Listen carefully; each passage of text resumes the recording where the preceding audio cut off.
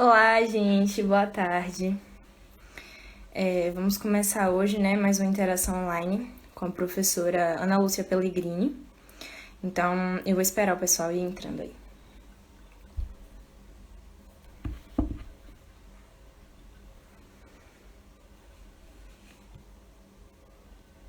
Boa tarde.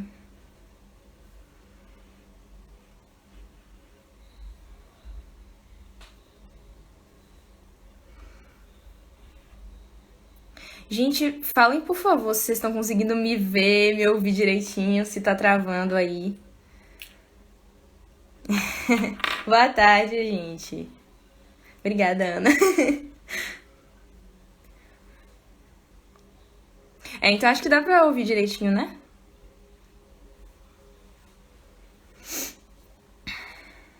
Ok, obrigada.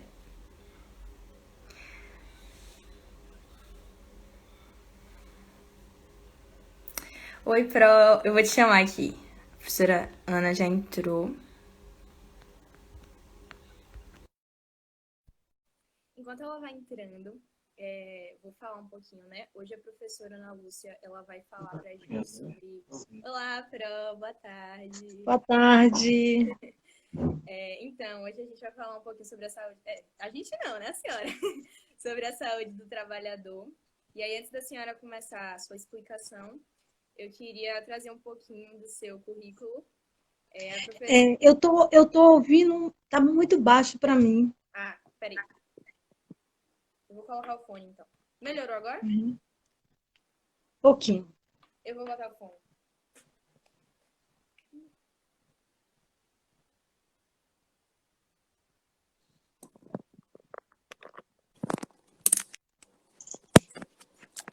Agora tá melhor, Pro? Tá ótimo, Pronto. tá ótimo. Então, eu vou trazer um pouquinho aqui do currículo da professora, né? Ela é doutora em saúde pública pela UFBA, mestre em administração também pela UFBA, tem especialização em administração e desenvolvimento de RH também pela UFBA. Ela é especialista em psicologia do ensino e aprendizagem pela UESB e saúde do trabalhador. E é professora universitária há 23 anos e na UNEB desde 2011 e exercendo, né, o cargo de professora do Colegiado de Psicologia. Então, muito obrigada pela sua presença aqui hoje. E vou deixar a palavra com a senhora. Eu vou te avisando. Você quer que eu te avise mais ou menos quanto tempo? Quando faltar uns 5 minutinhos, tá bom? Ou você prefere que eu fale antes? Tá bom, uns 10 minutos, tá bom. Pronto, tá bom. Tá, Então, tá a sua certo. fala vai ser até mais ou menos umas 3h20, certo? Aí eu te Tá falo. certo, tá certo. Deixa a palavra com a É, senhora. eu que agradeço o convite, né? Eu queria inicialmente parabenizar a professora Iris, que é idealizadora desse projeto, também a professora Larissa, né, coordenadoras, e não poderia deixar de mencionar também esses alunos talentosos, né, que estão construindo, estão também participando desse projeto, né, que tem sido bem interessante. Né? Eu tenho assistido algumas das interações e tenho gostado muito. Então, parabéns para todo o grupo. Obrigada. Então, hoje a gente vai falar, né, um pouquinho sobre a saúde do trabalhador. Essa área de saúde e trabalho é uma área enorme, né? Então, a gente não envolve apenas a saúde mental e trabalho, né?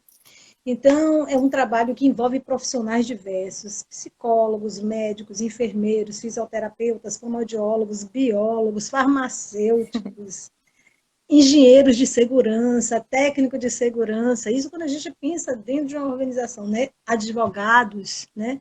Pessoal do direito e externamente os sindicatos, né? Então, várias organizações que fazem parte, né, também do Estado dessa seara, dessa área.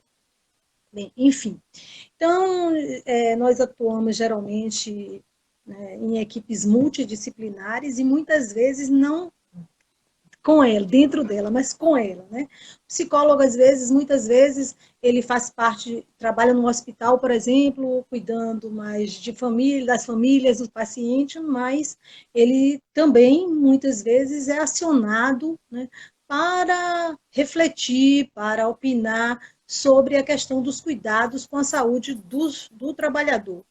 Então, a nossa disciplina, a gente tem uma disciplina no 10º semestre, então eu acho que eu conheço poucas pessoas, né, poucos alunos também, porque eu fico lá no finzinho. O 10º semestre é a disciplina Saúde e Trabalho.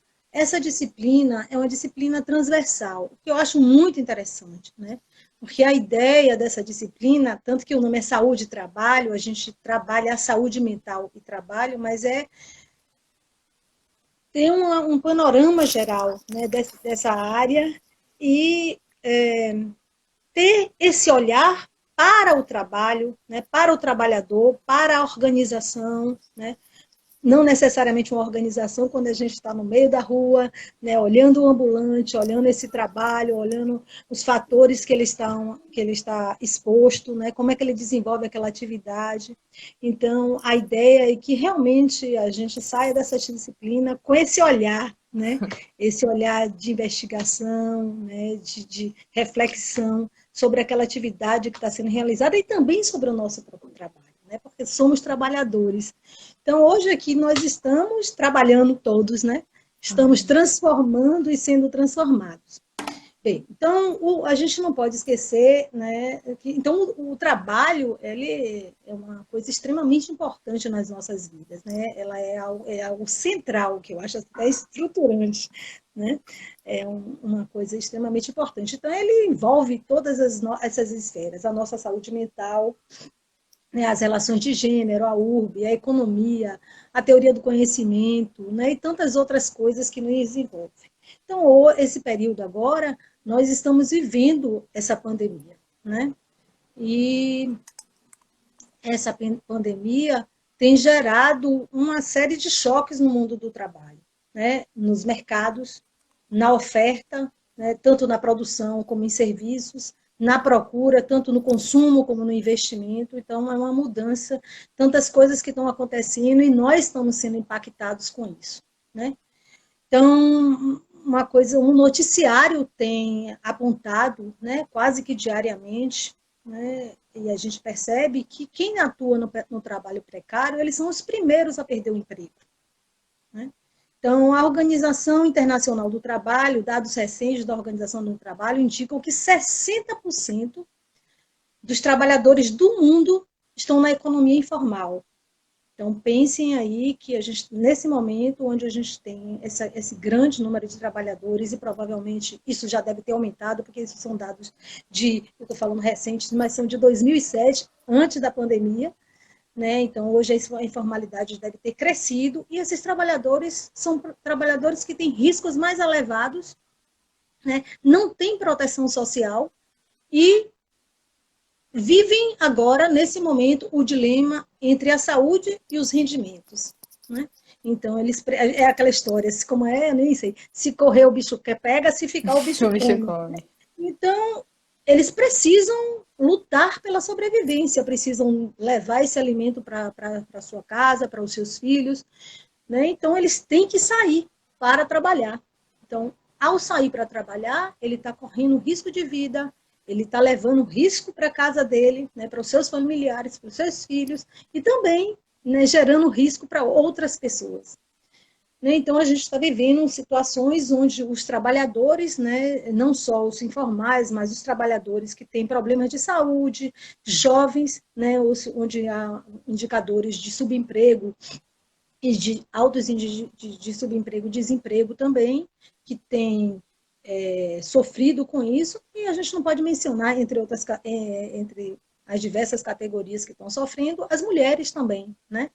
Então, a gente sabe que as mulheres, a gente pode pensar um segmento, por exemplo, essas mulheres que estão na linha de frente, na área de saúde, né, que são a maioria. Então, elas estão sofrendo uma série de riscos de psicossociais, né? Não só psicossociais, como riscos físicos, né? De manipulação de material biológico e etc. Então, além da sobrecarga de trabalho e outros fatores que elas estão submetidas a altas jornadas de trabalho, demandas intensas, ela tem as demandas familiares. Então, quando a gente vai para as estatísticas de transtornos mentais relacionados ao trabalho, o que, que a gente vê? Que as mulheres, e eu estou falando até de, não estou nem falando de uma coisa assim, estou falando de incapacidade por transtornos mentais relacionados ao trabalho, ou seja, aquelas pessoas que se afastam por transtornos mentais relacionados ao trabalho. Então, as mulheres têm maior incidência de afastamento, né, em função de quê? Dessa dupla, dessa esfera do trabalho, né, acrescida da demanda da esfera doméstica. Então, a Organização de Saúde e também a OMS tem já definido uma série de medidas de controle de risco, né, tanto de distanciamento físico, de higiene e limpeza, de equipamentos de proteção individual, da formação de profissionais para lidar com essa situação da pandemia, de estratégias de comunicação e disseminação de informação, né? Enfim, e principalmente destinando uma atenção especial a esses trabalhadores que estão na linha de frente, né, ou que trabalham com elevada concentração de pessoas. Então, já existe, eles já definiram, já indicam, inclusive, algumas ferramentas e recursos para enfrentamento da Covid no trabalho, a exemplo do controle para identificar riscos de estresse no trabalho e como mitigar esses riscos. Bem, mas a gente vai falar mais um pouquinho disso depois e também a gente vai ter aquela hora suplementar, né, para poder responder algumas questões. Bem, então, o que a gente está falando, né, de um momento onde os trabalhadores estão vivendo situações de emergência, vários trabalhadores, né, estão vivendo situações de emergência, estão expostos a vários estressores com repercussões na saúde mental, né, não só na física, mas com o mental. Então, estudos já têm sido publicados indicando alto nível de ansiedade, desânimo, baixa motivação, depressão, burnout, né, principalmente que acomete, né, o burnout, digamos assim, denominado até por Vanderlei Kodo, é a síndrome da desistência, né? Então, é o esgotamento profissional, uma sensação de esgotamento profissional. E é algo que está já sendo contabilizado, né, que esses profissionais estão sofrendo, em função de quê? Das várias demandas. Então, são profissionais não só profissionais que atuam, né, com várias demandas emocionais, que trabalham com pessoas, né, então eles, além da demanda quantitativa, né, intensidade do trabalho, ritmo, tem algo, e demandas cognitivas também, né, há uma outra demanda que está bastante presente entre os profissionais que atuam com pessoas, inclusive professores, né? Que é as demandas emocionais. E uma outra coisa que eu acho interessante, tem um autor, Christensen Borg, eles são dinamarqueses, eles discriminaram um aspecto dessa demanda emocional, né, que envolve a relação com pessoas, que ele fala a demanda para supressão de emoções, que é bastante interessante, ou seja, você tem necessidades, você precisa se emociona, você sente, mas você não pode expressar. Né? Então, o médico está lá em cima do salto, está morrendo de medo, está, né? Tá sobrecarregado, mas ele está sereno. Né? Nós somos treinados para isso. Né? Nós somos treinados para isso. Mas isso é uma coisa que, quando a gente está submetido a essas situações de emergência, isso se intensifica de uma forma exorbitante. Né?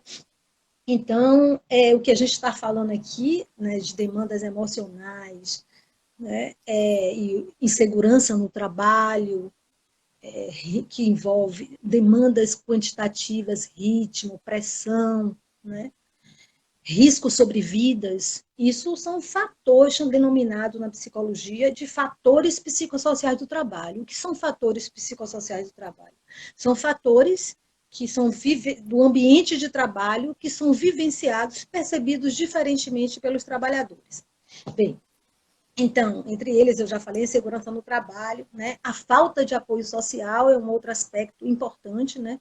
E aí a gente fala disso, que tanto o apoio familiar, né, como o apoio de colegas e de gestores, né? Isso já está comprovadamente estudos têm demonstrado que diminuem os níveis de estresse. E a gente sabe que muitos desses profissionais não estão nem retornando para casa, estão há dias, né, sem ver a família, os filhos e etc. Então, tem uma série de outros fatores. A tensão ocasionada pelos protocolos de saúde e segurança, a possibilidade do próprio adoecimento dos colegas e de familiares, né? O aumento da carga de trabalho sem repouso, né? A fadiga que necessariamente já leva a acidentes e lesões. Então, o assédio moral, a violência, né? A gente tem visto também relatos de violência do pessoal que está na linha de frente, né, nos hospitais, em supermercados, né, nas diversas esferas. Então, a gente está falando também de um grupo aí, que são os trabalhadores considerados essenciais, né, que estão exaustivamente trabalhando nesse momento. Inclusive a equipe de saúde do trabalhador. Né? Então, a gente sabe que nos centros de referência de saúde do trabalhador, eles têm trabalhado exaustivamente, né, com o denominado protocolo de segurança, os gabinetes, o gabinete de crises. Uma semana atrás eu falei com um colega meu, ele é engenheiro, e ele estava até em São Paulo. Eu digo, ei, você está morando aí? Ele disse, não, eu vim, ele trabalha numa construtora, ele disse, não, eu vim aqui porque eu estou coordenando o gabinete de crise, então, orientando todo o protocolo nos diversos canteiros para enfrentamento da Covid. Né? Então, esses trabalhadores, eles estão envolvidos, né? Esse pessoal que trabalha nessa área está muito, extremamente envolvidos nesse momento com essas questões. Bem, e a gente não pode esquecer de uma coisa que a gente está fazendo agora, o trabalho de casa. O trabalho de casa. Né? Então, hoje, a gente fala normalmente desse trabalho de casa, estamos fazendo. E uma coisa interessante, um dado da Organização Internacional do Trabalho disse também, né, constata que 41 das pessoas que trabalham em casa se declararam mais estressadas contra 25% que estão no local de trabalho. Então, a gente fica imaginando o contrário, né? Quem está no local de trabalho, às vezes, né, quer dizer, depende do segmento também, porque a gente não pode comparar uma pessoa que está numa loja de doces com o profissional da área de saúde que está no hospital, na emergência, na UTI, né? Então, são segmentos diversos. Mas, em geral, né, esse é um dado que diz que as pessoas que estão com o trabalho de cá, 41% estão se sentindo mais estressados. Por quê? Porque eles trabalham mais horas, né? Então, você não está contando a hora, você não tem uma hora, a hora que você entra e a hora que você sai. Então, ele está ocorrendo horas excessivas de trabalho sem pausa, né? Então, entra pela tarde, pela noite, e com muitos sintomas de insônia, né? E, digamos assim, há um entrelaçamento entre o trabalho e a vida familiar. Então, a gente está num momento, né, onde a gente está falando e tem que ter uma atenção especial para a precarização do trabalho. Então, há algum tempo atrás, em 2007, acho que todo mundo vivenciou isso, que a discussão da reforma trabalhista. Né? Uma coisa que me deu muita ansiedade, até mais do que quando se falava da reforma da Previdência. Eu não sei se é porque estava ali na hora de falar, e eu pensava o tempo todo nisso, porque antes de 2007, o que a gente via? Que não era possível você terceirizar atividade fim, ou seja, aquele que está na ponta, o professor, o médico, o enfermeiro, né? Então, você podia terceirizar a atividade meio, o pessoal da secretaria, etc. Então, quando essa lei, né, foi aprovada, eu fiquei numa tristeza imensa, né, porque a gente está constatando a evolução da precarização do trabalho, que é algo que já vem crescendo ao longo do tempo. Hoje se fala, inclusive, nessa questão nesse momento da pandemia, né, que cresceu o que eles chamam de gig economy, que é a economia dos bicos. Então, nada mais é do que a precarização do trabalho. Então, a gente está vendo aí um exemplo, os entregadores de aplicativos. Eles estão recebendo menos, eles estão sem proteção, sem garantia e correndo um grande risco de vida. Então, não sei se as poucas vezes que eu tenho saído, né, eu tenho tido muito cuidado, porque né, motoqueiros, né, inclusive que estão sofrendo muito acidente, eles têm passado desesperados, né? É uma forma de ele conseguir ganhar algo mais se ele fizer mais entregas. Né? Então, a outra coisa que a gente tem visto, né, claramente, é a flexibilização dos contratos de trabalho. Além do que já foi flexibilizado, né, com a reforma de 2007, a gente está com a pandemia, né, suspensão de contratos, podendo reduzir hora, pagar menos. Né? As mulheres também. Então, as estatísticas já estão apontando que as mulheres foram mais desempregadas e algumas tiveram que abandonar os seus trabalhos para cuidar dos filhos, porque não tem com quem deixar. Né? Então, uma outra coisa que a gente está falando muito naturalmente, mas a gente tem que ter uma atenção muito grande, é essa história do novo normal. Né? A gente está falando do novo normal, mas o novo normal é uma nova modalidade de precarização também. É o home office, né? É o teletrabalho. Então, é a preocupação com a intensidade e a duração do trabalho, ou seja, o trabalho não para, não para. Eu vou confessar que no começo dessa pandemia, né, enquanto todos estávamos perdidos na universidade, sem saber o que ia acontecer, eu, sinceramente, eu vivi um momento de muita ansiedade. E a gente dando a trabalhar porque a gente não sabe o que vai acontecer e pensar coisas. E você via as pessoas quase uma história de uma enxurrada de lives, um conjunto de ações, né? Mas, então, o que acontece?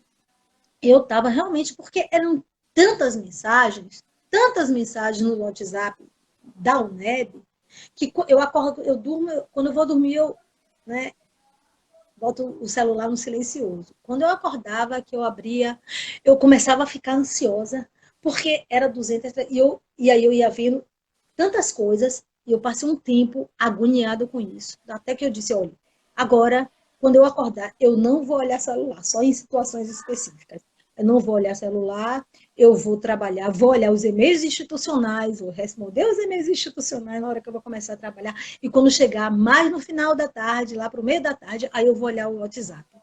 Porque a gente fica numa situação, assim, eu comecei a ficar realmente muito ansiosa.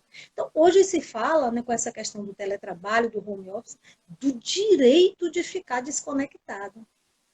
Né? O direito de ficar desconectado. Porque é a coisa de você não para. Então, é a mesma coisa, assim, não é a mesma coisa, eu acho que é até pior, porque quando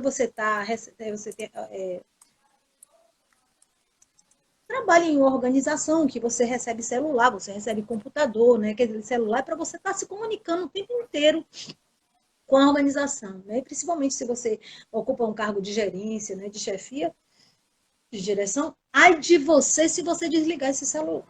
Né? Então, você dorme com o celular ligado e alto, porque se alguém, né, você tem que estar pronto, porque você tem que estar à disposição.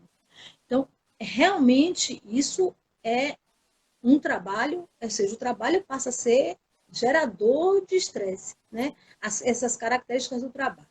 Bem, então, nos últimos anos, tem crescido, né, as repercussões do trabalho na saúde mental. Aliás, os transtornos mentais, eles têm crescido, né, ao longo dos anos. Tem um estudo que foi desenvolvido pela Universidade de Harvard, e também em conjunto com a Organização Mundial da Saúde, que é sobre a carga da doença, ou seja, que ele fala o DALY, D-A-L-Y, que é o quê? Disability Adjusted Life of Years. É anos de vidas ajustados por incapacidade. Esses pesquisadores, Lopes e Moura, eles desenvolveram um indicador, né? Então, quando a gente vai avaliar prioridades em saúde, muitas vezes se a gente pensar em mortalidade, utilizar o indicador mortalidade, a gente vai pensar, morrem mais pessoas por transtornos mentais ou por doenças cardiovasculares? Por doenças cardiovasculares. Então, se mais pessoas morrem por doenças cardiovasculares, então elas são prioridade na saúde, não é isso? Então, o que acontece? Esses pesquisadores, eles desenvolveram um indicador composto, né? Por isso que inclui nesse indicador, né, a idade, a prevalência da doença, os anos de vida vividos com incapacidade pela pessoa, né, acometida. Então, no final das contas, quando eles estabeleceram o ranking da carga da doença, e esse foi um estudo mundial, que foi inclusive depois replicado pela Fundação, eles identificaram que os transtornos mentais, eles estavam na terceira causa digamos assim, dos anos de vida ajustados por incapacidade. Então, se ele, assim, não há muitas mortes por transtornos mentais, mas a incapacidade por transtornos mentais é enorme, né? Então, quando a gente pensa nisso, né, e eles fizeram, inclusive, uma projeção para 20 anos, eles fizeram esse estudo em 1997, fizeram uma projeção para 20 anos, e aí nessa projeção, eles dizem que a depressão vai ocupar o primeiro lugar no mundo na carga da doença. Né? Então, quando a gente fala de trabalhador, a gente tem que pensar também na incapacidade, na carga da doença, nos custos, né? Nos custos sociais, nos custos econômicos, nos custos emocionais. Né? Então, tem crescido um interesse, né, por essa questão das repercussões do trabalho na saúde mental do trabalhador. Né? Isso tem sido colocado na pauta da Organização Mundial de Saúde. Então, estudos realizados aqui no Brasil, com dados da Previdência Social, já identificaram que os transtornos mentais relacionados ao trabalho, ele tem se constituído como a terceira causa de afastamento para o trabalho. O primeiro são os acidentes de trabalho, o segundo são as LEDORTs, né, as lesões por esforço repetitivos relacionadas ao trabalho, que são as DORTs, e em terceiro lugar, os transtornos mentais. Bem, então, essas questões, né, são extremamente importantes, porque a gente tem, quando a gente está falando de saúde do trabalhador, a gente está falando também de alguém que está gerando esse risco. Né? Então, se as organizações, né, estão gerando risco, é preciso que esses riscos sejam revistos. Né? Então, que esse ambiente de trabalho seja cuidado. Bem, então eu vou comentar também um pouquinho sobre as principais abordagens em saúde mental e trabalho. As principais abordagens em saúde mental e trabalho são a abordagem epidemiológica, a abordagem do estresse e a abordagem da psicodinâmica do trabalho. Né? São as mais conhecidas. Então, eu já me posiciono antecipadamente, que eu considero as três importantes, eu utilizo as três, isso vai depender do que eu vou estudar, do que eu pretendo aprender com esse meu objeto de estudo, eu transito com elas e considero que elas são complementares. Né? Tem pessoas que são mais radicais, não, tá, eu só utilizo a abordagem da psicodinâmica, ou só a abordagem epidemiológica, né? Enfim. Eu vou começar a falar da abordagem epidemiológica. A gente está vivendo uma pandemia e todos nós estamos, eu digo assim, que essa pandemia está ajudando muitas pessoas a ficarem atentos, né, para os aspectos epidemiológicos, e a gente terminando está aprendendo muito também, né, com os noticiários. Então, a epidemiologia, né, ela tem na origem na saúde pública, é uma disciplina da saúde pública, ela compreende o processo de doença de populações, que é diferente da abordagem clínica, que é uma abordagem individual. Então, a psicodinâmica do trabalho, ela estuda a distribuição da doença e a questão a fundamental na epidemiologia é o raciocínio causal.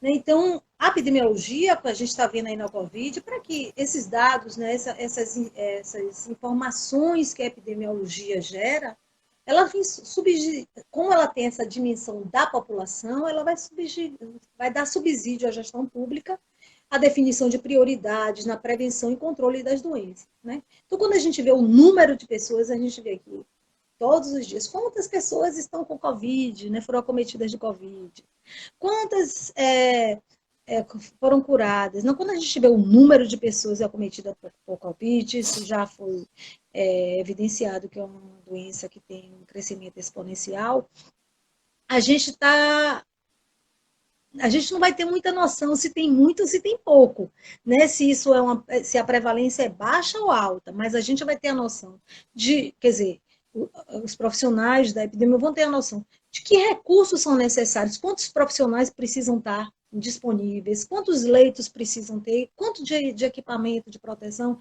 quanto de outros insumos são necessários para lidar com a Covid. Então, e como controlar isso?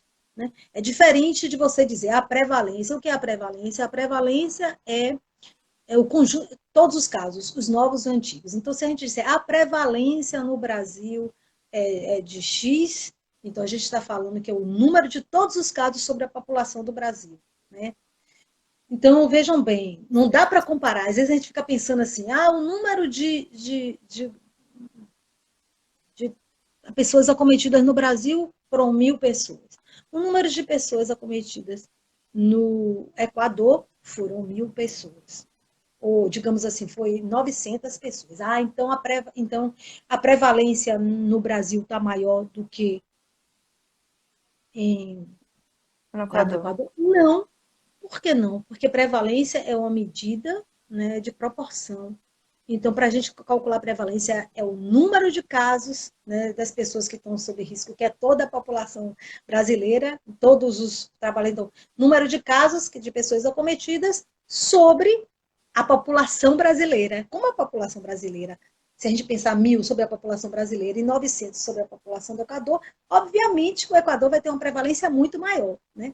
Então, isso aí a epidemiologia dá essa dimensão para a gente, que a gente fica pensando, poxa, o Brasil teve não sei quantos casos, mas será que realmente a prevalência está maior, a incidência, que são os casos novos, está maior? A gente precisa fazer essa continha.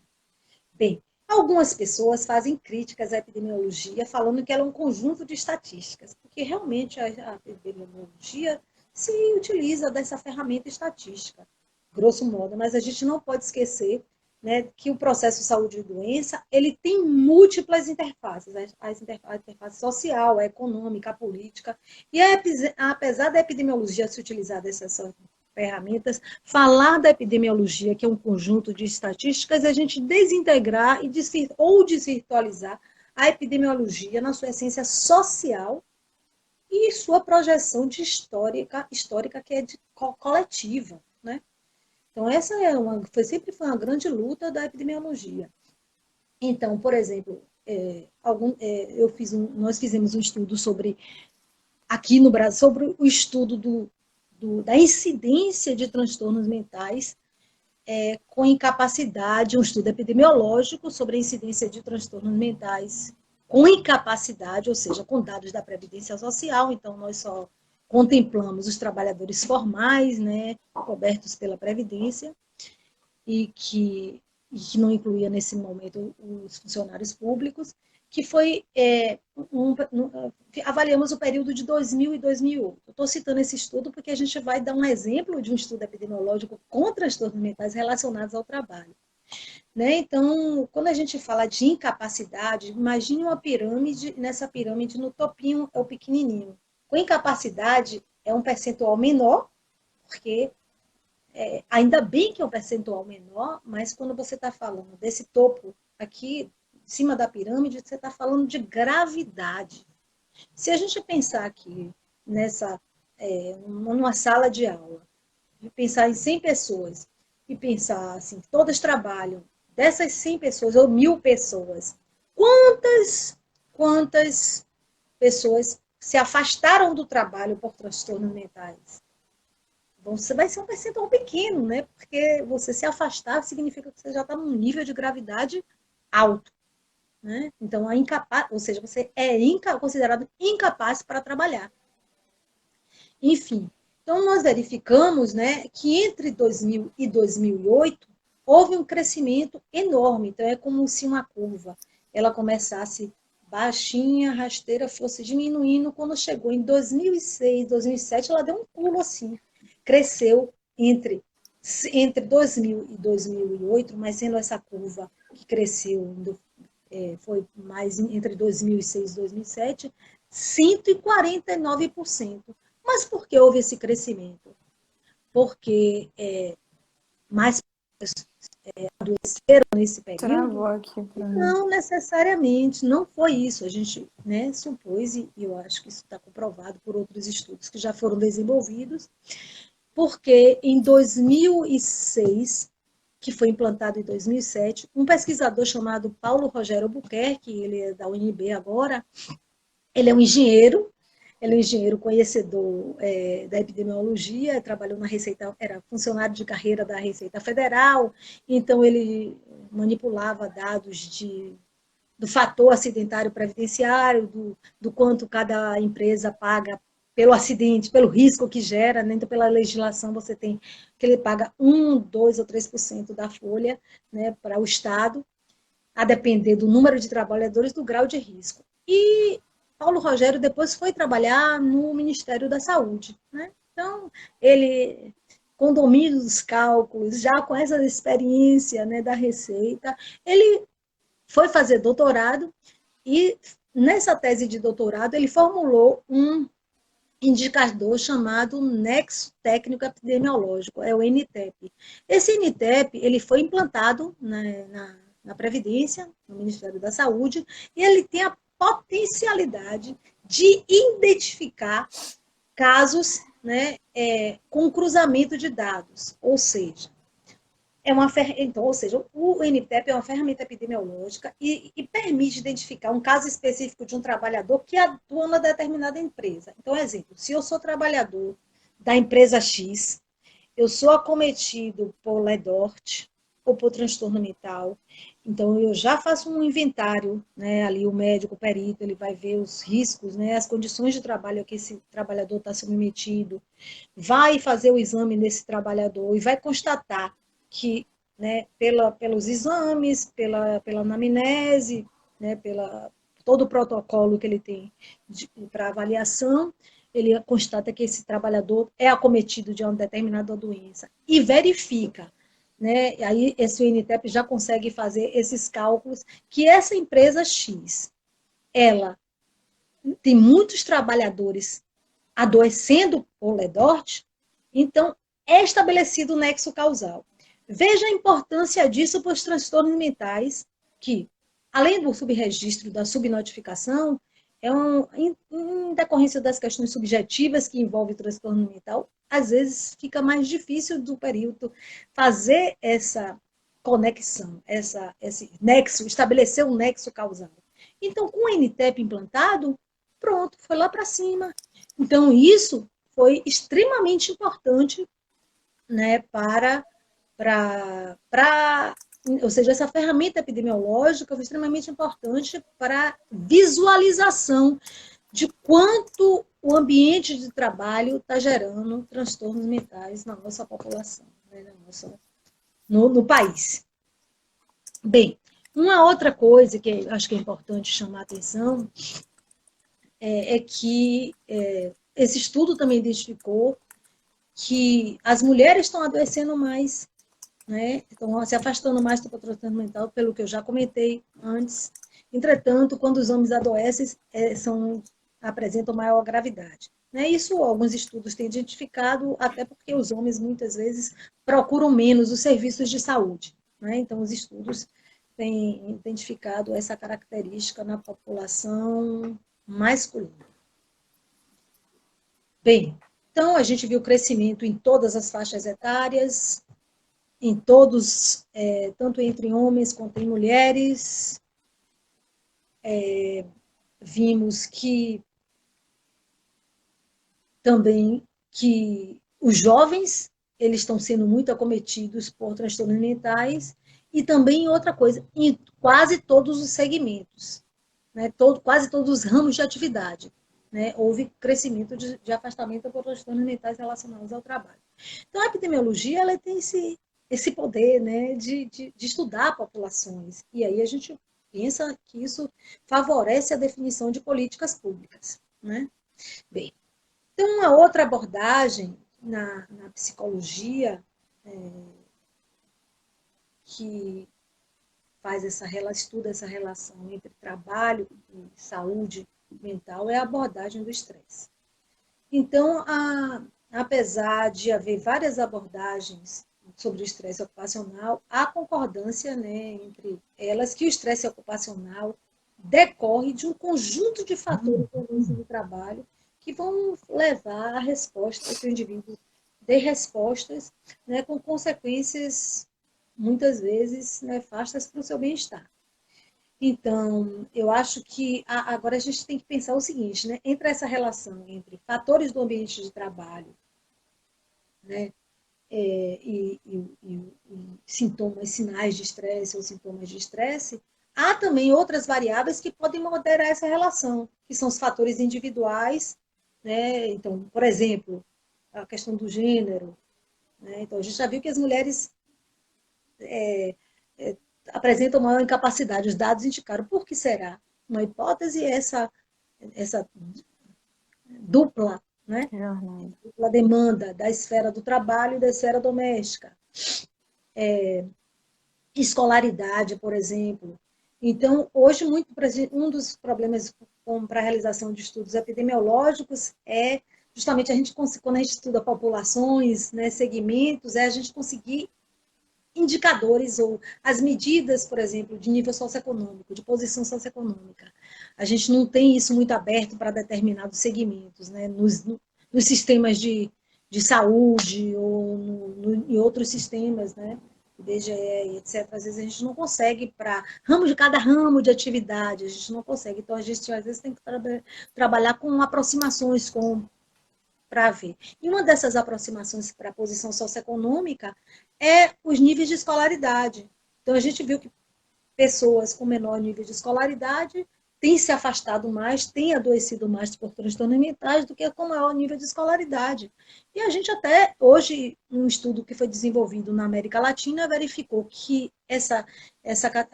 a escolaridade, para a gente, é uma aproximação do nível socioeconômico, porque as pessoas com menor nível de escolaridade geralmente têm uma menor posição socioeconômica, né? Então, um nível socioeconômico mais baixo. O que muitas vezes estão em situação de vulnerabilidade, né?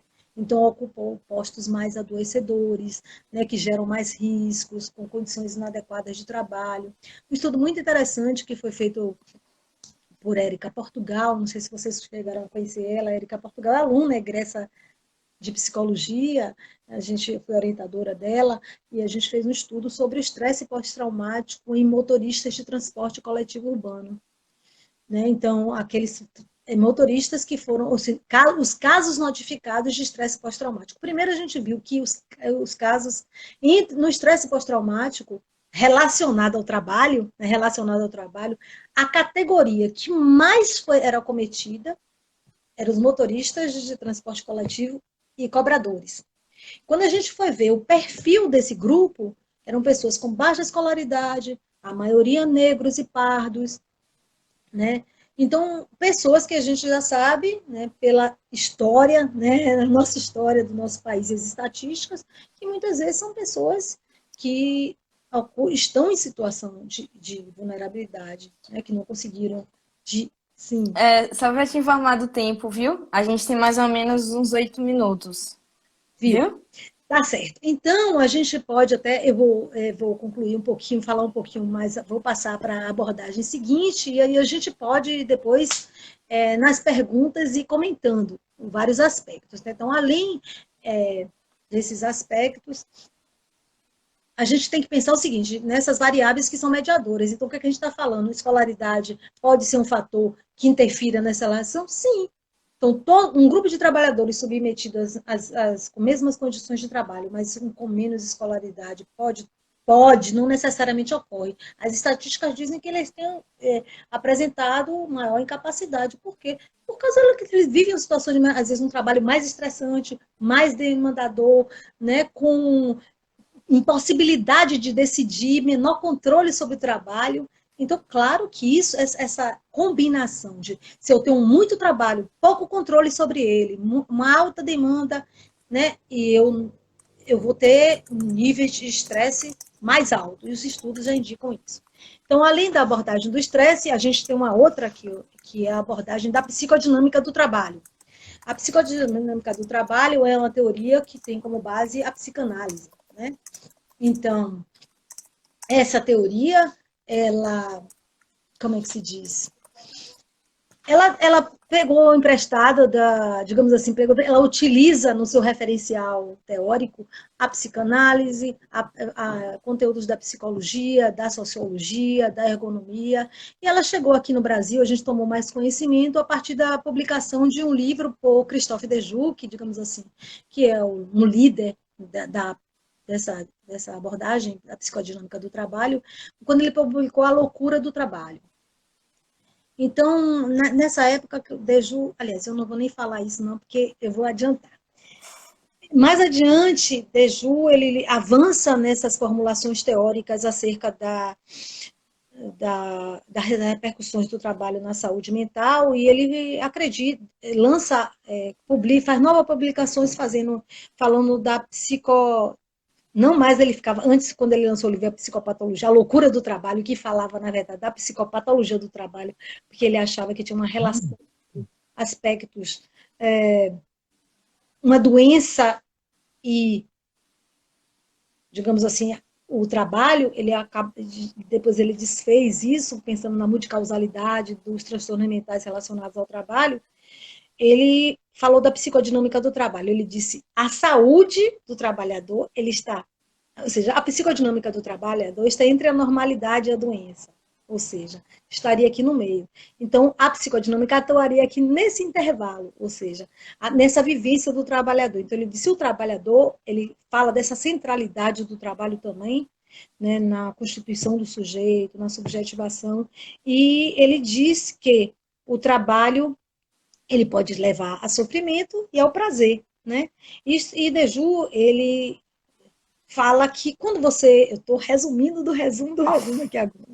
Então ele fala assim, quando o trabalho ele gera sofrimento, ele se utiliza de uma série de estratégias, né, de enfrentamento, que são as que eles chamam de estratégias de defesa, que você já conhece, né, as estratégias individuais, que a psicanálise fala, né, que são estratégias desenvolvidas pelo ego para lidar com a situação que nos causa desprazer, mas ele fala de uma outra situação, de uma outra estratégia que ele, né, formulou, que são as estratégias coletivas, que é ou seja, quando um conjunto de trabalhadores submetidos a características da organização do trabalho, ou que geram sofrimento, eles coletivamente se organizam e inconscientemente desenvolvem essas estratégias para evitar o sofrimento. Bem, eu tenho quantos minutos? Uns 3 minutinhos. Então, a gente pode, Fale. né? Então a gente pode encerrar e depois a gente pode continuar com as A questões. senhora A gente pode, pode...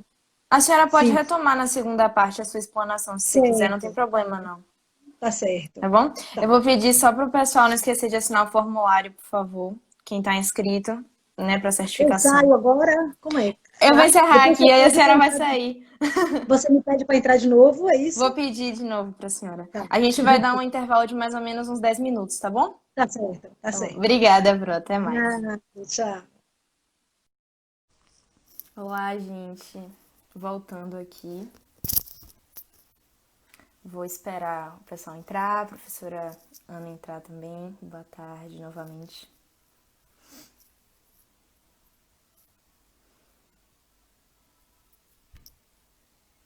Gente, quem tiver questionamentos a fazer já pode ir colocando aqui. A professora Ana já entrou, então eu vou chamá-la aqui.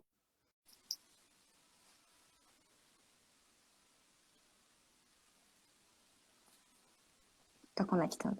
Pronto. Voltamos.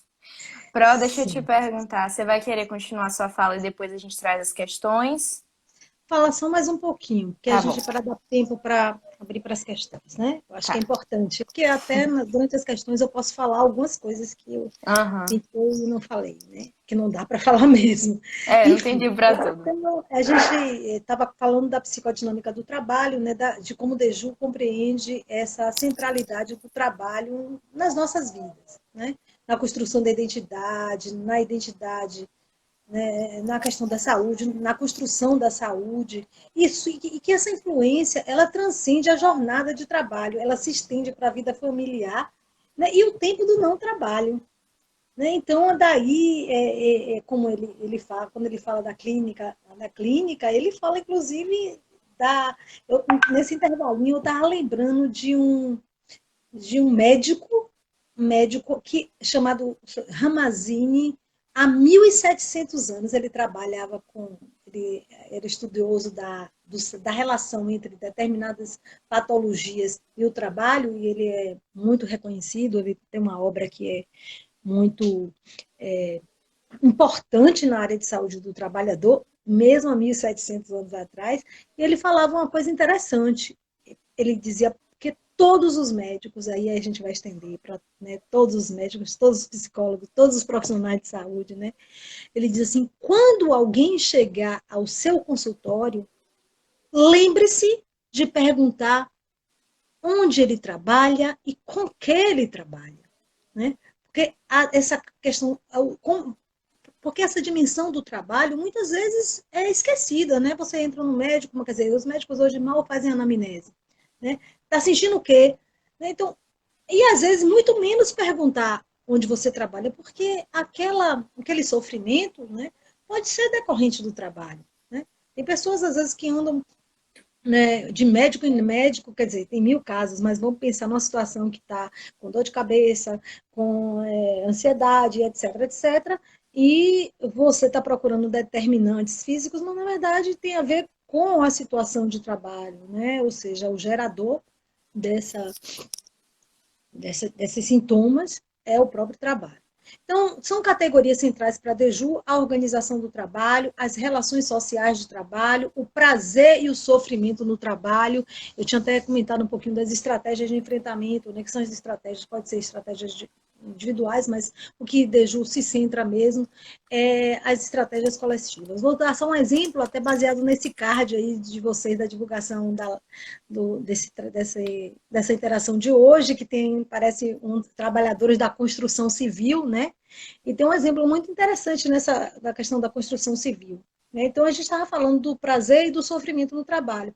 Muitas vezes, determinadas condições de trabalho, por exemplo, na construção civil, um dos maiores riscos de acidentes, né, e tem gerado altíssimas as estatísticas para relação à queda, né, na construção civil é altíssima, com incapacidade, gerando muita incapacidade.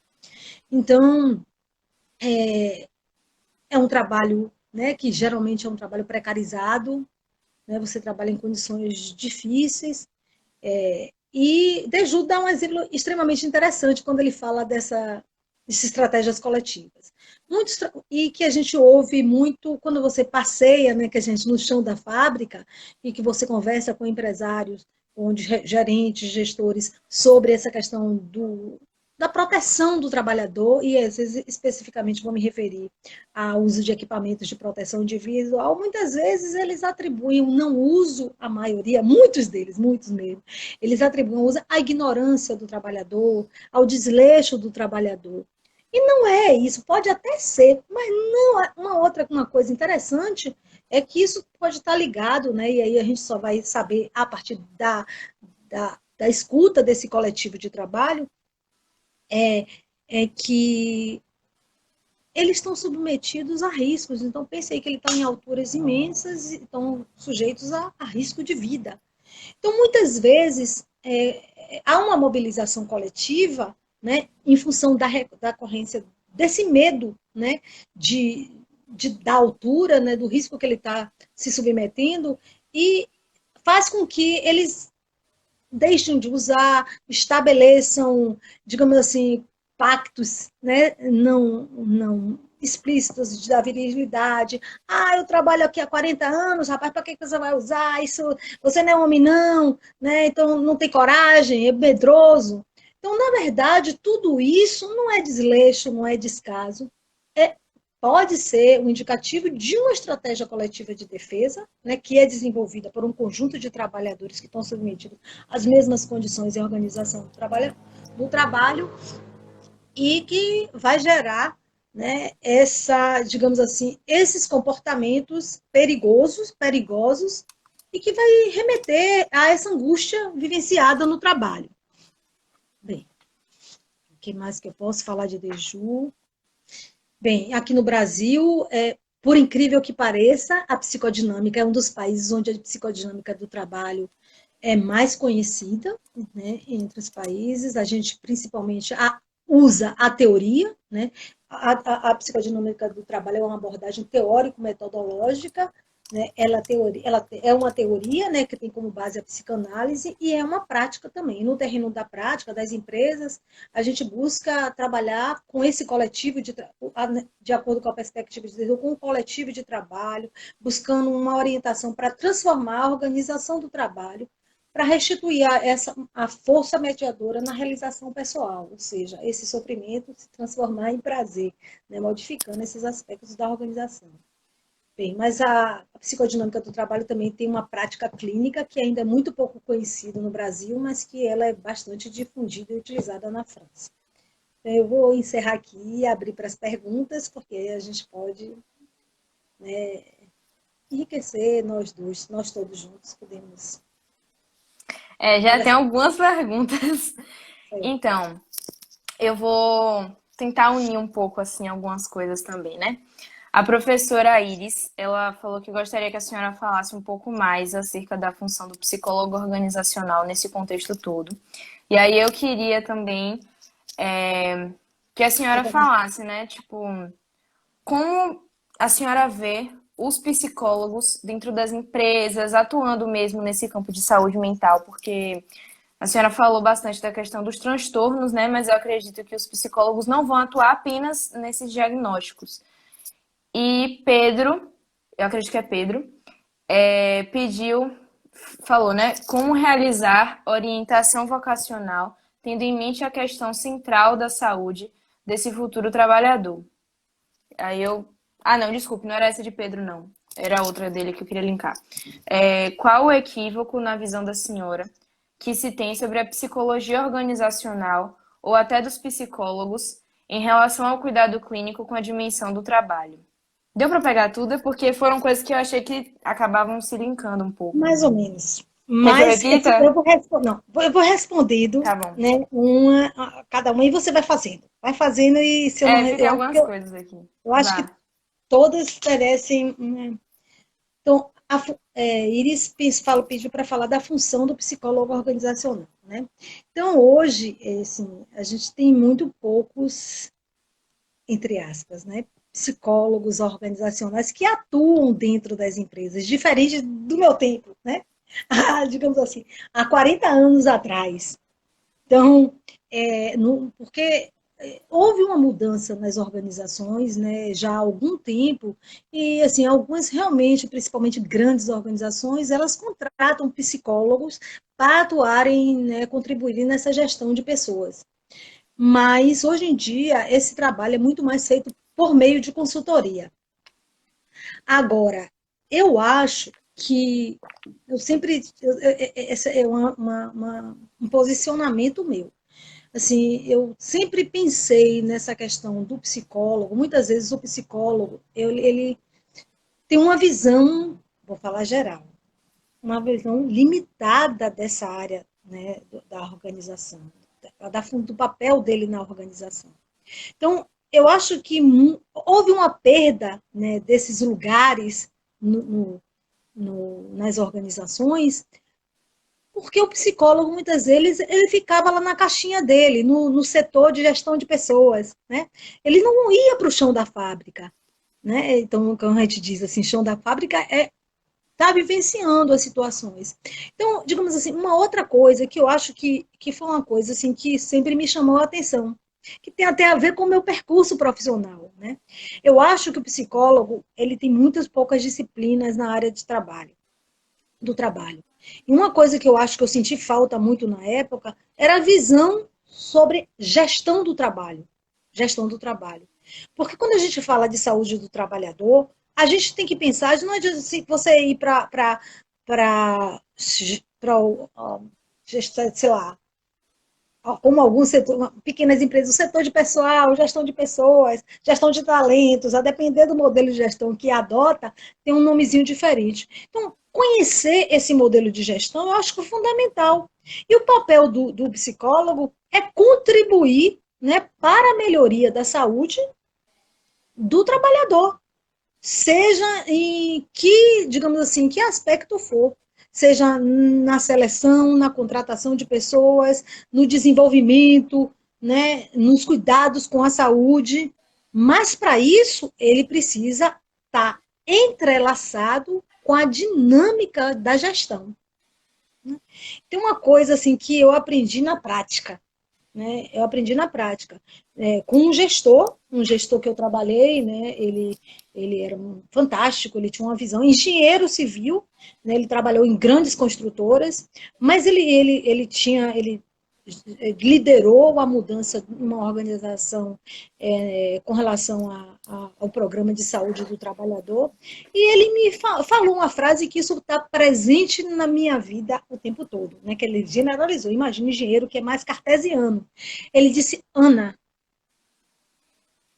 empresário, a consciência do empresário, quer dizer, generalizando, que me perdoe os empresários, a consciência no bolso, né? Então, muitas vezes, o psicólogo, ele, ele esquece de mensurar. Ele esquece de mensurar. E o gestor precisa saber disso. Muitas vezes, o convencimento dele, você está sabendo de que há alto índice de rotatividade na organização. Por que está tendo rotatividade na organização? Né? O que está acontecendo? Qual o impacto dessa? Como é que mede rotatividade? Então, vai dizer, um exemplo, um gestor uma vez disse: olha, o programa de saúde do trabalhador, ele via pequenininho o programa, ele achava que era admissão e demissão, exame demissional e demissional. E aí ele, na verdade, contratou esse serviço apenas e disse que estava muito caro porque o custo estava muito alto. A primeira coisa que a gente fez foi ir no setor de recursos humanos da empresa dele, pedir dados de admissão e demissão e ver qual é o índice de rotatividade da empresa. Essa empresa tinha de rotatividade por mês, essa era uma indústria, 10%. O aceitável é 3%, no máximo ao ano.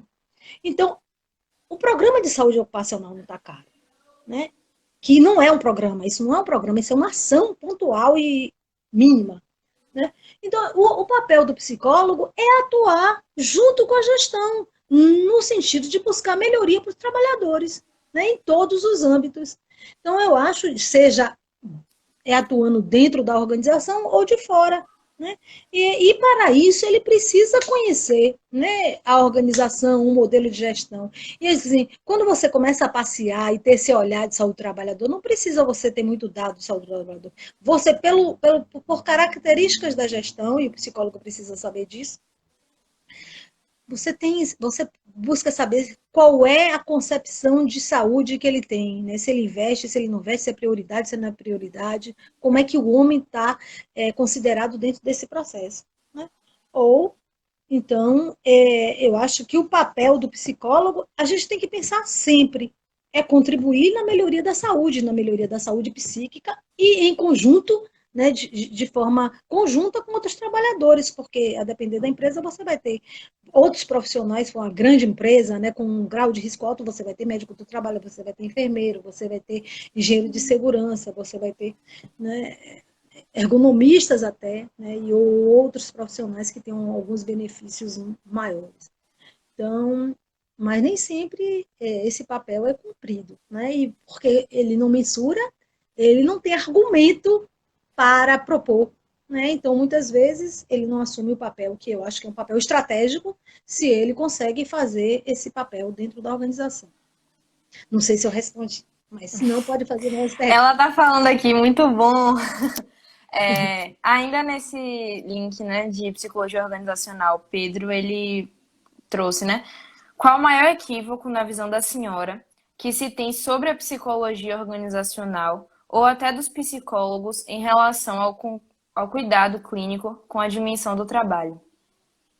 Olha, eu acho que, assim, eu, o que eu tinha colocado aqui, o trabalho, ele é central na vida de uma pessoa. A gente está trabalhando o tempo todo.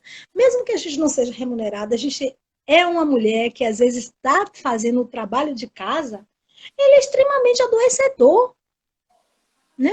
ele é adoecedor, ele é rotineiro, é cansativo, muitas vezes não é criativo, né? E imagine uma pessoa que é extremamente criativa, que está querendo estudar, que está querendo, né, pensar tantas outras coisas e passa o dia, né, varrendo a casa, limpando casa. Então, digamos assim, as empregadas domésticas, né, é um trabalho muito estressante. Se você não tem um bom ambiente de trabalho, se você trabalha numa casa onde não tem boas relações, então imagine que essas mulheres, né, adoecem. Então, eu acho que não só o psicólogo, todos os médicos, eles devem ter essa dimensão. Quem é essa pessoa que está aqui? Com quem ela trabalha? Como é essa relação do trabalho? Porque o trabalho, a escolha dele, tem a ver com a vida dele. Não necessariamente foi uma escolha, né? Às vezes é o que ele conseguiu, né? Uhum. Mas às vezes ele tem um outro potencial. Ele está satisfeito, não está? Como é que isso está impactando na vida dele? E hoje a gente está vivendo isso, em situações onde pessoas com alto potencial estão se candidatando para trabalhos onde não tem criatividade, não tem possibilidade de decidir. Então, isso com certeza vai ter repercussões na saúde dele, na saúde mental dele. Então, eu acho que tem que É, seguir o Mazini, perguntar, investigar e, né, e ver quais são as repercussões desse trabalho na vida dessa pessoa. a senhora falou da reforma trabalhista no governo Temer de 2017. Aí é uma questão minha. A senhora acha que essa reforma ela impactou positivamente, negativamente ou ela foi indiferente quanto às questões de saúde mental do trabalhador antes e após essa? Eu acho que piorou tudo. Eu acho que a condição de trabalho piora, porque você flexibiliza, né? Você, é, digamos assim, você pode contratar um empregado, uma empregada doméstica, que para fazer, assim, eu vou pagar 24, são 24 horas, né? Acho que é 24 horas, você pode ter 24 horas, ela vem e ela pode fazer quase todo o seu serviço doméstico, então ela vai ter menos horas para fazer aquele serviço que era o mesmo, ou seja, quantitativamente é mais pesado. E vai ganhar menos. Né? Daqui a pouco ela vai ganhar menos e aí ela vai precisar, para complementar a renda dela, fazer um trabalho extra. Então ela sai da sua casa 1 hora da tarde, 2 horas da tarde, ela já está em outro lugar para fazer mais 6 horas de trabalho. Então, assim, eu acho de que a reforma ela só veio precarizar mais o trabalho. Então, pense aí, olha, sinceramente, eu pensei logo na universidade. Eu pensei, não vai ter mais concurso para professor, porque é mais barato você contratar um trabalhador terceirizado, você não vai ter os benefícios que o servidor, não é benefício, as conquistas que nós alcançamos, e que alguns já estão sendo retiradas, né? Então, o que acontece? Esse trabalhador, hoje, quer dizer, a gente trabalha com formação de pessoas, então, nada mais natural do que uma universidade investir na qualificação desse professor, né? Que é o que grandes empresas que têm uma estratégia de mercado estão investindo fortemente em capacitação. Por quê? Não porque ela é boazinha, algumas até são, mas porque ela precisa enfrentar esse mercado e ela precisa de pessoas altamente qualificadas. Então, ela investe e aproveita disso. Então, a gente está. Então, o que vai acontecer? Ele vai contratar ou a pessoa que já tem a formação, ou você contrata e não forma. Né? Então a pessoa fica ali, às vezes, impossibilitada de sair, porque um mestrado, um doutorado, às vezes demanda tempo de estudo, de investimento, e Sim. não pode. Então, o que as universidades privadas fazem? Não sei se vocês sabem, elas é determinado um percentual mínimo de mestres, de doutores. Muitas vezes elas contratam apenas aqueles. Eu preciso, para eu ser reconhecido, eu preciso de 2 mestres e um doutor. Então ela só contrata isso. Então isso também compromete a qualidade do ensino. Compromete os programas de pesquisa e extensão. Porque se você entra, né, é um professor de 40 horas, você tem uma carga horária mínima, vai pegar não sei quantas disciplinas, e às vezes a pessoa não tem dimensão, mas a gente trabalha com disciplinas diferentes, para cursos diferentes. Então é uma demanda de trabalho grande. Você não vai, por mais que você é o mesmo conteúdo, mas você muda, você pesquisa, você tem uma estatística nova, tem um dado novo que saiu ontem, tem uma metodologia nova. Então, é uma demanda grande, quer dizer, é precarização. Eu começo, quando eu digo que toda vez que eu olhava a notícia, eu pensava na universidade, eu pensava, e pensava nessa questão, pela falta de professores que a gente tem, né, para as necessidades, as dificuldades de contratação, e para a manutenção da qualidade do ensino público na universidade. Né? Então, a gente tem essa conquista hoje nesse país, que ainda é muito pouco, né? Ainda é muito pouco para a necessidade de formação de pessoas que a gente tem. Então, eu acho que a reforma trabalhista precarizou o trabalho.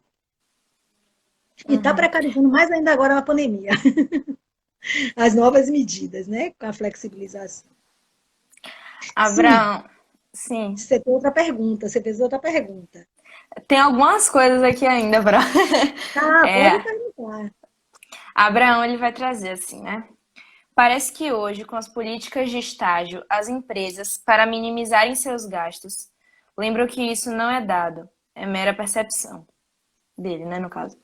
E estão contratando mais estudantes do que profissionais. Por um lado, isso me parece vantajoso, pois oportuniza uma experiência mais precoce no mercado pelo jovem inexperiente. Mas, por outro, fica uma percepção de que as vagas diminuíram para os formados, em virtude do maior custo que eles demandam, o que talvez acarrete a ideia de necessidade do jovem permanecer mais tempo na universidade com medo do desemprego. O que a senhora pensa sobre isso? Eu concordo com ele. Eu concordo com ele. Isso não é de agora, né? Eu acho que agora é mais ainda. Então,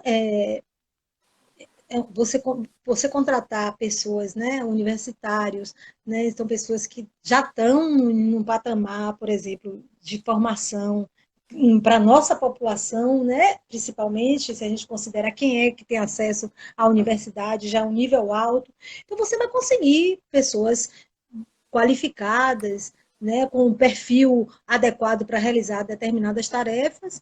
E, digamos assim, essa projeção do permanecer mais na universidade, olha, eu vou dizer, é porque eu não gosto de ficar dando data, porque vocês começam a fazer as contas. Mas em 1993, eu assisti uma palestra um estrategista, que ele trabalha para grandes empresas, formulando cenários futuros. Em 1993, ele já falava de que como seriam as construções, os empreendimentos, né? Que as pessoas ficariam mais em casa, que teriam, e não só por causa do isolamento e tal, mas porque muitos jovens iam permanecer, iam ter dificuldade de entrar, em 1993, dificuldade de entrar no mercado de trabalho e permaneceriam mais tempo na casa dos pais. Né? Então, essa é uma realidade. E digamos assim, essa flexibilização potencializou mais isso. Né? Então, hoje, você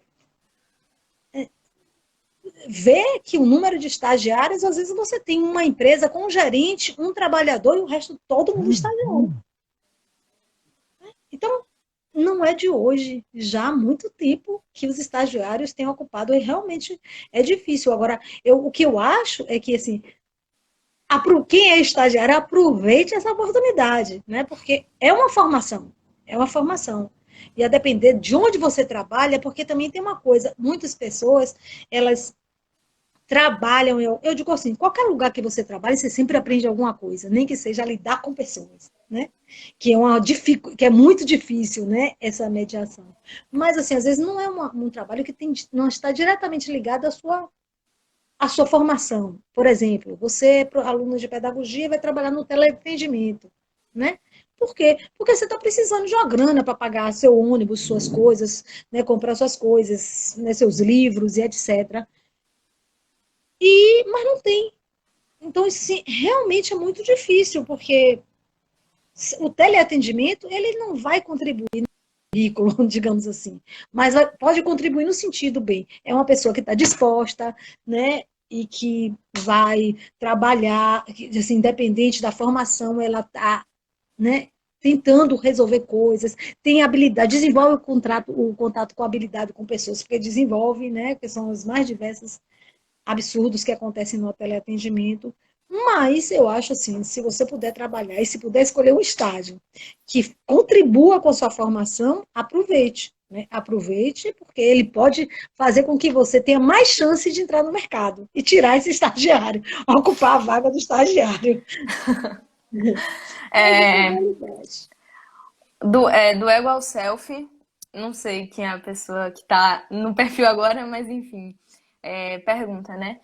Existe a possibilidade de surtar por pressão no trabalho, o que no contexto de trabalho facilitaria um surto psicótico?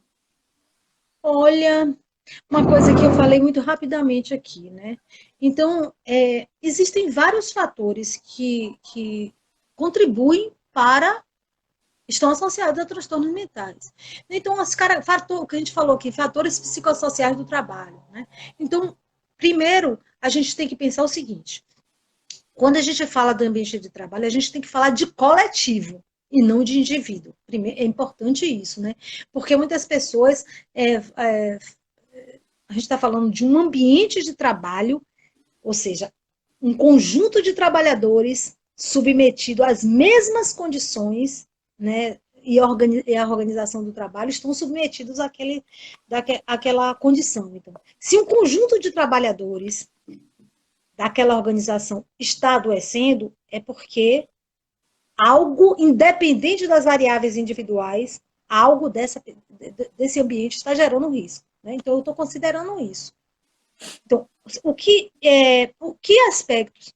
Então, imagine se você tem um trabalho, eu vou falar várias coisas, né? Vou carregar aqui. Então, você tem insegurança um trabalho onde você pode sofrer violência, um trabalho onde você tem uma demanda quantitativa altíssima, um ritmo intenso, você não tem controle sobre o trabalho, sobre a hora, o quando, quanto e quando você vai realizar. Você não tem apoio social de colegas e de superiores. Né? Você tem risco sobre vidas. Eu estou carregando aqui, então, um conjunto de fatores, às vezes, né? E esse conjunto de fatores, ele pode levar ao adoecimento, não só ao transtorno mental, como outras doenças. Então, os escandinavos, eles têm várias revistas, eles publicam muito sobre estresse e trabalho. Eles têm a revista Work e Stress e tem outros periódicos, e que já tem vários estudos realizados, por exemplo, de que esses fatores psicossociais que são geradores, né, a qualidade deles, né, dentro da organização, eles são geradores de várias doenças. Diabetes, contribuem. Diabetes, transtornos problemas cardiovasculares, problemas dermatológicos e etc. E transtornos mentais. E transtornos mentais. Então, quando a gente fala transtorno mental relacionado ao trabalho, é preciso que estabelecer um nexo causal. Ou seja, o que dessa organização gerou esse adoecimento. E aí, esse estudo, o psicólogo, o perito, ele vai fazer desse ambiente. Mas existem vários, por exemplo, esses que eu citei. Tem uma outra coisa que foge dos fatores psicossociais. Há produtos químicos, manipulação de produtos químicos que também geram transtornos mentais. Né? Então, alguns produtos químicos já considerados, né, por exemplo, o chumbo, ele vai gerar transtornos mentais. A manipulação desse componente em uma determinada empresa, ele gera transtorno mental. Aí, há uma classificação dos tipos de transtorno mentais. Esse é considerado uma doença profissional. O que é a doença profissional? Aquela que necessariamente está associada a um componente específico. Então, eu tenho uma perda auditiva porque eu tenho trabalho com um nível de ruído altíssimo. Então, isso é considerado uma doença profissional, né? O PAIR, que é a perda auditiva induzida por ruído. Então, existe um tipo de transtorno mental, por exemplo, esse quando você manipula determinadas substâncias, que também entra nesse rol. Outras são doenças relacionadas ao trabalho, mas precisa se estabelecer o nexo causal com esses outros aspectos do ambiente do trabalho, né, das condições e da organização do trabalho. Respondi, não sei. Ana Paula, ela trouxe assim: você citou as domésticas como trabalhadoras, acredito, né? Você citou as domésticas como trabalhadoras, como trabalho estressor. Acho que posso falar assim, cansativo. Dois pontos que gostaria que comentasse. São majoritariamente desempenhados por mulheres, dupla jornada. Segundo, a precariedade ainda existente, mesmo com a PEC das domésticas, pois pensando no contexto pandêmico, há movimentos em cidades e estados que consideram o trabalho doméstico como essencial. Pois é. Então, você tocou num aspecto que a gente comentou aqui, né? As mulheres têm adoecido mais por transtornos mentais relacionados ao trabalho. Isso é que eu estou falando do Brasil, para a Previdência Social, foi um estudo que a gente fez, né? E uma das questões é essa, não só eu soube ser de um caso de uma moça que ela trabalha com faxina, trabalho doméstico de faxina. Né? Então, ela trabalha todos os dias da semana fazendo faxina cada dia em casa. Você imagina o excesso de trabalho que essa moça tem. Né? Uhum. Então, é um trabalho que eu acho que pode ajudar ainda é a relação que ela tem com os moradores dessa casa. Né? Que se for um ambiente mais saudável, acolhedor, ela, assim, mas é um trabalho precário, é realizado na maioria por mulheres que têm essa dimensão que a gente comentou anteriormente, que tem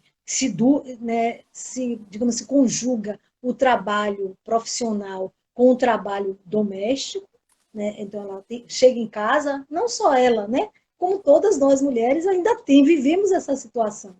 E essa precariedade da pandemia, que nem todo mundo liberou, né? Liberou. Então, principalmente quando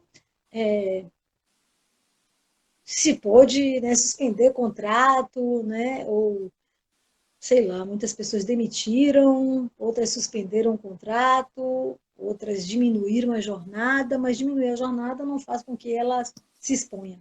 Então, é aquela coisa da precariedade de trabalho. Ele ou não tem alternativa, é a forma de sustento, e esses trabalhadores, né, eles estão numa situação de precariedade também, igual a, a outros que estão aí na rua vendendo, lutando para vender uma fruta, né, é uma forma de sobrevivência. Né? Não tem como ela dizer, eu vou ficar em casa, porque ela corre o risco de perder o trabalho, como muitas perderam. Né? As mulheres foram mais e principalmente de baixa renda, que mais perderam o posto de trabalho, as menos qualificadas que perderam o seu posto de trabalho. Porque é mais fácil de você substituir. Abraão, ele vai trazer outras questões aqui também, né? Vai falar.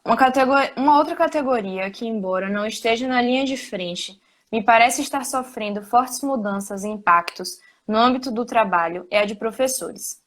A adaptação ao ensino remoto, com repercussões na gestão de tempo e espaço, tem sido imperativo hoje, principalmente pelo setor privado de ensino.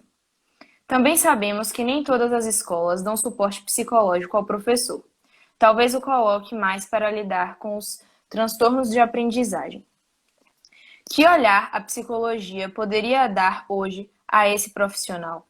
Que suporte, quais intervenções poderiam ser pensadas? Olha, essa questão das condições de trabalho do professor é antiga. Agora, na pandemia, a gente tem uma situação ainda mais que se agrava, né? Então, assim, nós, inclusive, a gente tem um projeto de pesquisa que a gente trabalha, atua assim, o tema é a carga dos transtornos mentais no Brasil.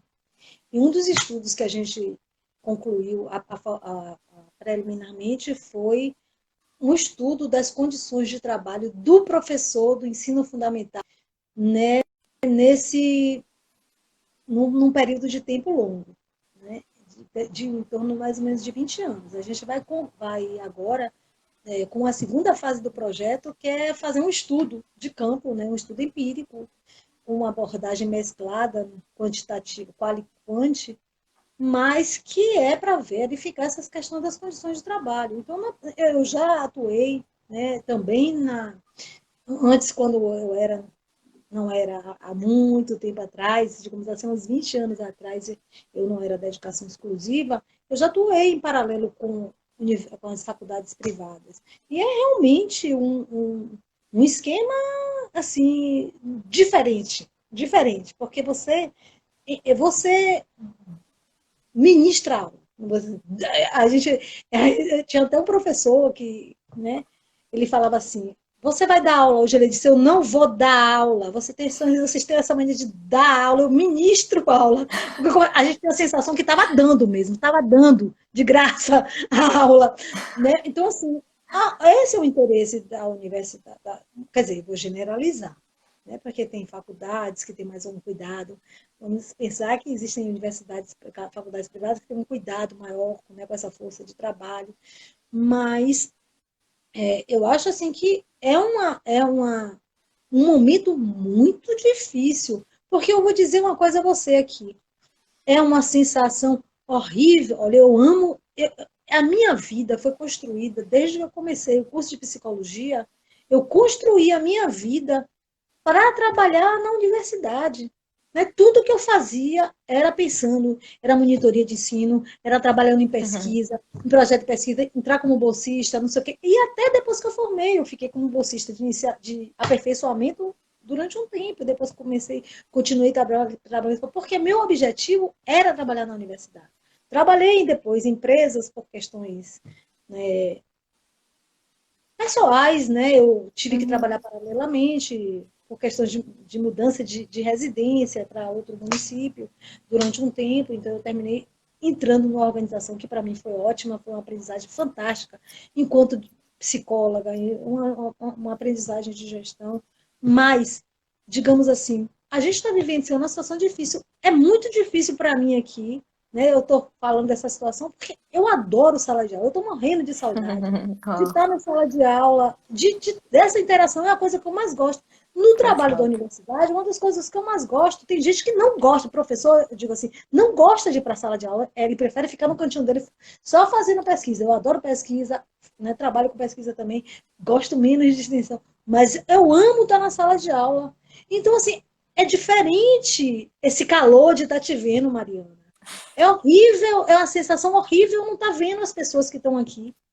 Então, É. isso já para mim, já é aversivo. Para mim, isso já é uma situação aversiva. Né? Você saber, eu participei como informante de um pesquisador da Universidade do Rio Grande do Sul, na Universidade Federal, ele está estudando essa questão do ensino remoto em professores universitários, que já trabalhou, eu já trabalhei em educação à distância durante 3 anos também. Então, mas não foi assim nesse ensino remoto. Eu acho muito pior. Eu prefiro a plataforma muda, você trabalhar lá, né? Porque você tem um fórum, você fala, você termina durante um tempo conhecendo, tendo até uma aproximação com o aluno.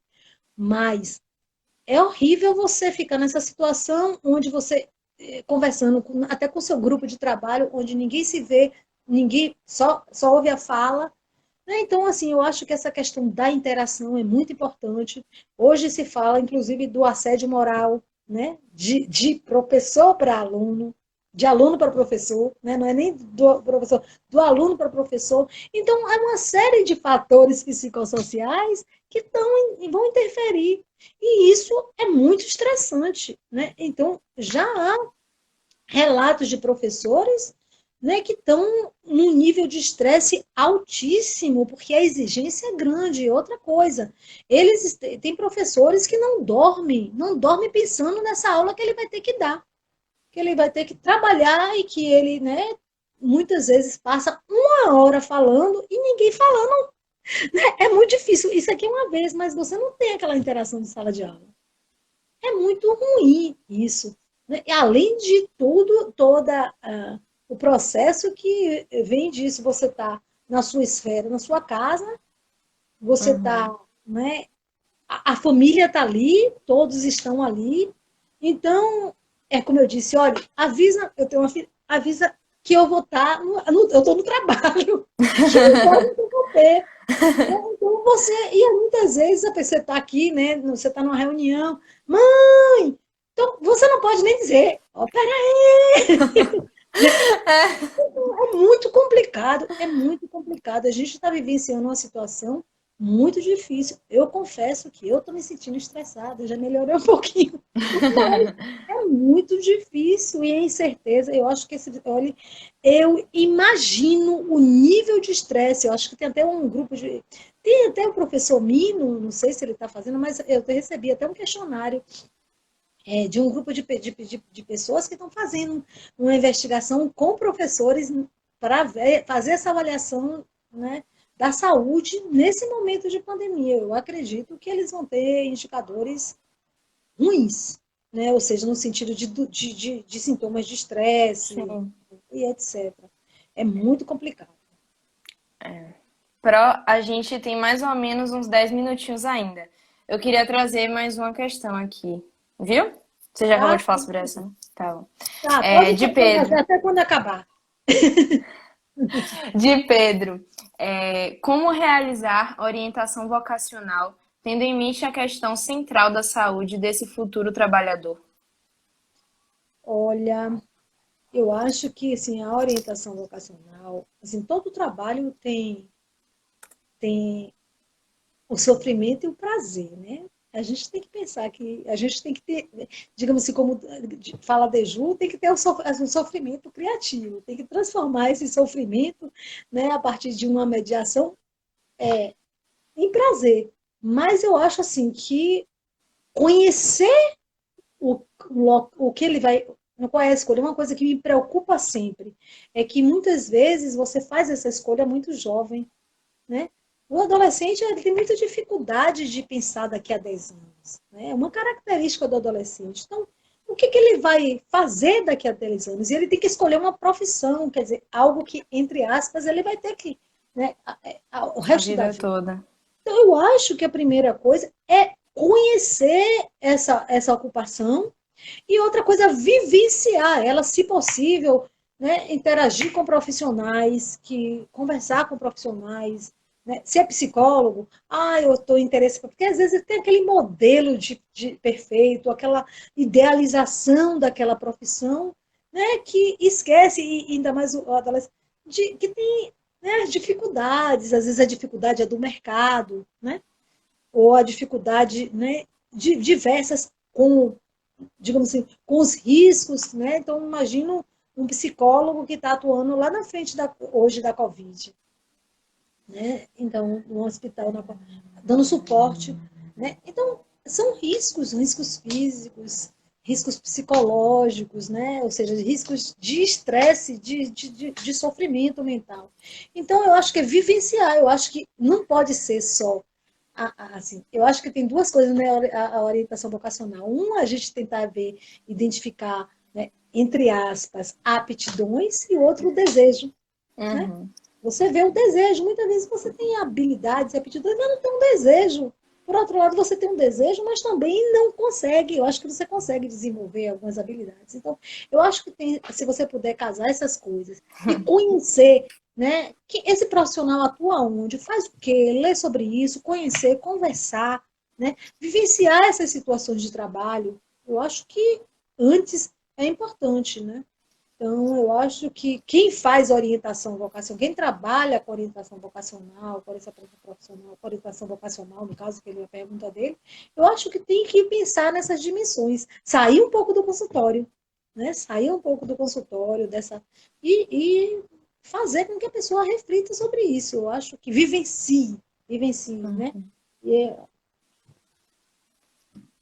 A gente ainda tem um tempinho, então eu queria trazer uma questão aqui, que na verdade a senhora não explorou muito isso, mas é uma ah, coisa que eu gostaria que a senhora falasse um pouco, que é sobre trabalho infantil, né? hum, Como funciona essa questão toda da saúde mental para esse grupo que não deveria, né, estar sendo muitas vezes explorado, que não deveria estar sendo explorado, mas que muitas vezes é explorado nessa questão do trabalho infantil, se você olha, puder falar um pouquinho. o trabalho infantil é ilegal. A gente tem Uhum, que pensar isso. O trabalho pois infantil é. é legal. Ele não deve ser exercido. E é ilegal por quê? Porque a criança ela não está preparada nos seus aspectos, no seu estágio, nos seus estágios do desenvolvimento, ela não está preparada para exercer determinadas atividades. É um outro momento, né? Então você tira a infância dela, né? E coloca no outro ambiente que às vezes, quer dizer, é por necessidade, é questão de sobrevivência, né? Então, aquela criança que está na rua vendendo bala, essa semana eu mesmo não vi a gente viu logo que, assim, que era um pai, estava na sinaleira com mais duas crianças pequenininhas.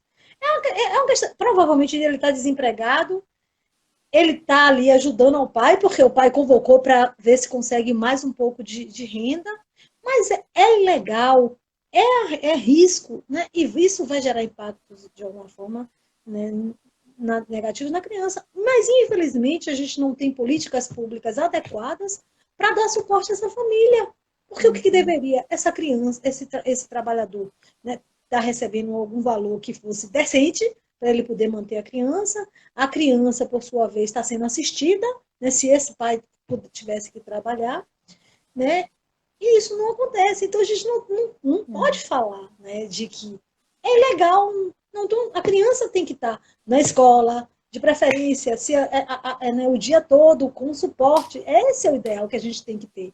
Né? Esse adolescente ele não tem que estar na rua, essa criança ele não tem que ir para casa, sair na rua, ele tem que ter um ambiente, né, que a escola deve promover isso, uma atividade lúdica, desenvolvimento de novas habilidades, em que não, né, só participando de uma atividade física, de teatro, de criação e etc.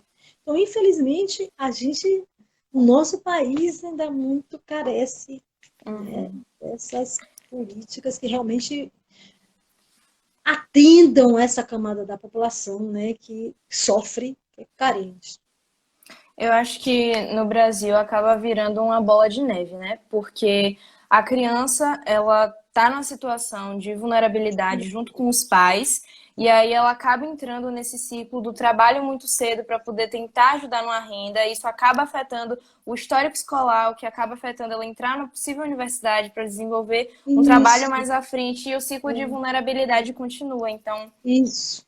É muito complicado. É é a muito mesma coisa das complicado. meninas, né? Às vezes também as meninas digamos, as mais que estão mais em situação de vulnerabilidade, menor nível socioeconômico, por falta de informação, de orientação, engravidam, saem da escola, começam a trabalhar cedo. Então, às vezes, ela, em função dessa escolaridade que ela interrompe, ela termina alcançando postos de trabalho menos remunerados, né, mais adoecedores. Então, são políticas públicas que são ineficazes, né? Que não existe, a gente pode assim, se fala de ineficazes, que não existe, né, para essa população, que atenda adequadamente a esse grupo. Né? E que infelizmente aqui no Brasil a gente sabe, né, que o fato de você trabalhar com algo que não te demande uma universidade, muitas vezes é um trabalho, como a senhora mesma falou, que não é tão bem remunerado, onde o trabalhador está muito exposto a determinadas outras situações. Então, é tudo bem. Não É, é simples, né? não é simples, não é simples. Pro, nosso tempo está se findando aqui. Né? Eu Obrigada, queria agradeço a agradecer muito você. a sua presença. Foi Obrigada a muito você. legal ter a senhora aqui. Não fui sua aluna ainda, mas espero ser. Vai ser um prazer, Maria. Obrigada, viu? Um Até beijo. mais, uma boa tarde. Tchau, boa Tchau, tarde. tchau.